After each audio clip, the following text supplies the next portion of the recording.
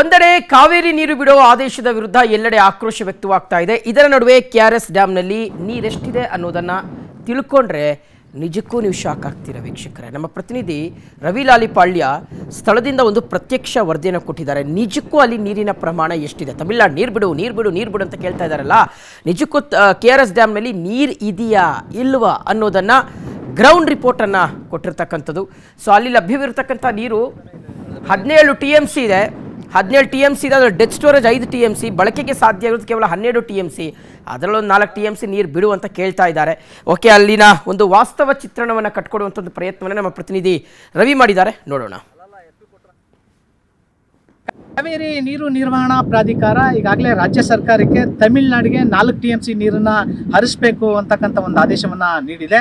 So ಒಂದು ರಾಜ್ಯ ಸರ್ಕಾರ ಒಂದು ವೇಳೆ ಈ ಒಂದು ಆದೇಶವನ್ನ ಪಾಲನೆ ಮಾಡಿದ್ದೇ ಆದರೆ KRS ನಲ್ಲಿ ಯಾವ ಸ್ಥಿತಿ ಎದುರಾಗಬಹುದು ಅಂತಕ್ಕಂಥದ್ದನ್ನ ನಿಮಗೆ ನಾನು ತೋರಿಸ್ತಾ ಹೋಗ್ತೀನಿ. ಈಗ ನಾನು KRS ನ ಹಿಂಭಾಗದಲ್ಲಿ ಇದ್ದೀನಿ. ಅಂದರೆ ಹಿನ್ನೀರಿನ ಪ್ರದೇಶದಲ್ಲಿ ಕಂಡುಬರ್ತಾ ಇರ್ತಕ್ಕಂಥ ಇವತ್ತಿನ ಆ ಚಿತ್ರಣ, ಯಾವ ಕಡೆ ನೋಡಿದ್ರು ಖಾಲಿ ಆಗಿರ್ತಕ್ಕಂಥದ್ದು ಕಂಡುಬರ್ತಾ ಇರ್ತಕ್ಕಂಥ ಚಿತ್ರಣ ನೋಡ್ತಾ ಇದ್ದೀನಿ. ಯಾಕೆಂದರೆ ಕಳೆದ ಬಾರಿ ಇದೇ ಸಮಯದಲ್ಲಿ KRS ಡ್ಯಾಮು ಸಂಪೂರ್ಣವಾಗಿ ಭರ್ತಿಯಾಗಿತ್ತು. ಆದರೆ ಈ ಬಾರಿ ಮಳೆ ಕೈಕೊಟ್ಟಿರ್ತಕ್ಕಂಥ ಹಿನ್ನೆಲೆಯಲ್ಲಿ ಯಾವುದೇ ಕಾರಣಕ್ಕೂ ಎಂಥ ಸಂದರ್ಭದಲ್ಲೂ ಈ ಬಾರಿ KRS ತುಂಬಲ್ಲ ಅಂತಕ್ಕಂಥ ಪರಿಸ್ಥಿತಿ ಎದುರಾಗಿರ್ತಕ್ಕಂಥದ್ದು ಎಲ್ರಿಗೂ ಗೊತ್ತಿರ್ತಕ್ಕಂಥ ವಿಚಾರ.